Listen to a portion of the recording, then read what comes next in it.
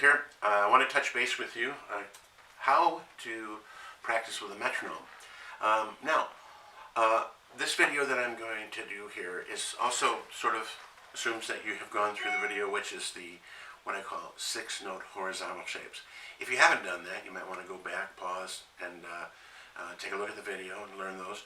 But either way, if not, you can click and download all the kind of little things that we're doing here just this video. So, moving forward, what are the ways that you can deal with a metronome? Having a metronome, can be an excellent thing. Now, I realize there are some differences of opinion here in music about how to deal with a metronome, but I'm just talking for what works for me and Dave World, and I'm going to share that with you. So if this information is helpful to you, wonderful. If you disagree with it, feel free to go somewhere where they agree with you.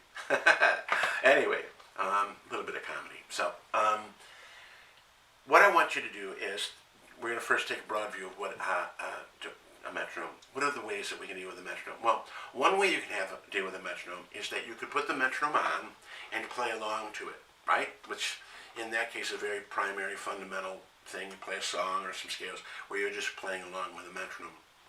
Now, playing along with a metronome is just playing in time. So that's what people think a metronome is mostly all about. And in my opinion, that's not what dealing with a metronome is mostly about. I'm going to show you two other ways that I deal with a metronome, and they are this. One of them is for dealing with what I call subdivisions, where you put the metronome on sort of an even pace or a manageable middle moderate tempo, and then you play quarter notes, move up to eighth notes, maybe move to triplets, move to 16th notes, and other different rhythmic groups, while the metronome is clicking consistently. Okay? So that I call just subdivisions, rhythmic subdivisions. The other way to deal with a metronome is to use it as an objective guide to see and mark your physical progress as a, sort of a sparring partner. It's a gym workout buddy, right? If you put the metronome on 100, remarkably the metronome at 100 is the same today as it was yesterday and will be the same tomorrow, the day after, and so forth. Assuming you're using the same reference source, what will end up happening is you can find out the level of technique, right? So you can say, I'm playing my scales at 120 today, and I want to be at 130 or 135 or some number. Or I can play 16th notes at this speed, but I can't play them at this speed, right? So in a real simple sort of way, you can get an idea, an objective view on some exercises which will give you how are you getting better with your technique. So let's talk about those and how to deal with this. For the sake of argument, what I'm going to do is I'm going to start the metronome at 100 BPM, okay?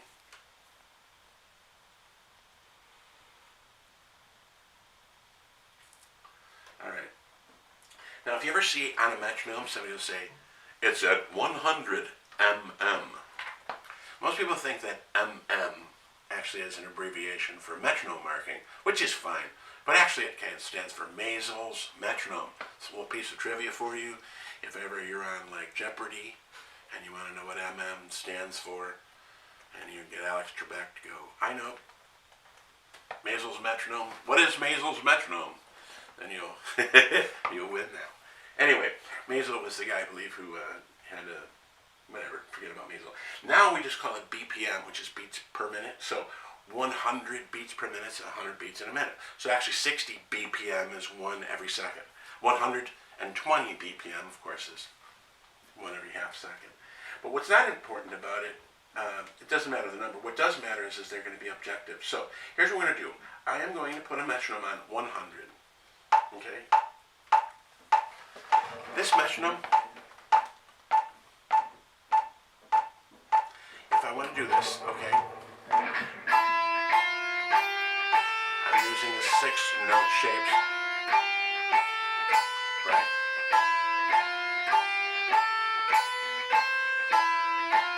I'm going to move to 3, exactly.